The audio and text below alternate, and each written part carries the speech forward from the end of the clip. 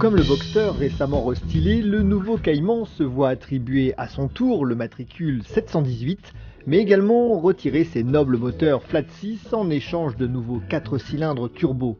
Malgré ce relatif déclin mécanique, il conserve toutefois certaines caractéristiques essentielles qui lui permettent de toujours marquer sa distinction. Le moteur demeure placé en position centrale arrière et ses 4 pistons sont disposés à plat, comme le veut la tradition.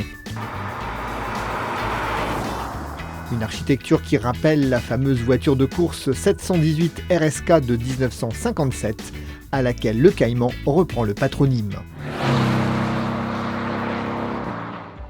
Comme à l'accoutumée, le niveau de puissance monte encore d'un cran avec cette nouvelle version.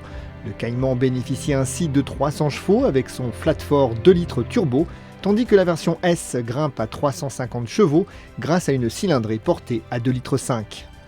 Cela profite naturellement aux accélérations et le 0 à 100 km/h est désormais abattu en 5 secondes 1 pour un Cayman en boîte manuelle. Dans le cas d'un Cayman S doté de la boîte à double embrayage PDK et du pack sport chrono, ce chiffre descend à 4 secondes 2, égalant le niveau d'une 911 Carrera. Si cette vigueur se ressent naturellement à la conduite, les deux moteurs révèlent un caractère très linéaire et ne donnent jamais vraiment l'impression d'être collés au siège. La sonorité très rauque à bas régime est de plus rapidement couverte par le souffle du turbo et n'offre pas l'authenticité et le lyrisme des vieux flat 6. Bien qu'un Cayman soit déjà très suffisant dans l'absolu, les 50 chevaux supplémentaires de la version S procurent encore plus de plaisir. Et il en est de même pour la transmission mécanique par rapport à la boîte PDK, cette dernière lissant un peu les sensations.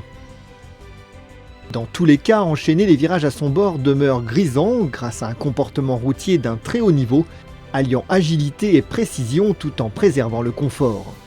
Toujours un peu à part au sein de la production, le nouveau Cayman se démarque toutefois moins qu'auparavant du Boxster dont il est dérivé et affiche désormais des puissances identiques.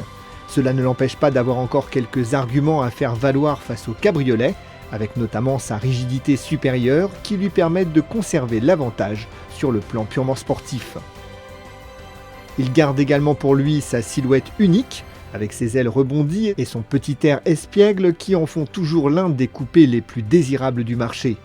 Le léger restylage lui fait même gagner un peu en agressivité, avec les optiques arrière assombries et reliées par un bandeau noir, ou encore la nouvelle signature lumineuse des feux formant 4 points. Enfin, le Cayman s'affiche désormais moins cher que le Boxster et devient ainsi le nouveau ticket d'entrée de la gamme Porsche, bien que les prix démarrent tout de même à 53 960 € ou 66 710 en version S. Non, le nouveau 718 Cayman n'est décidément pas une Porsche au rabais.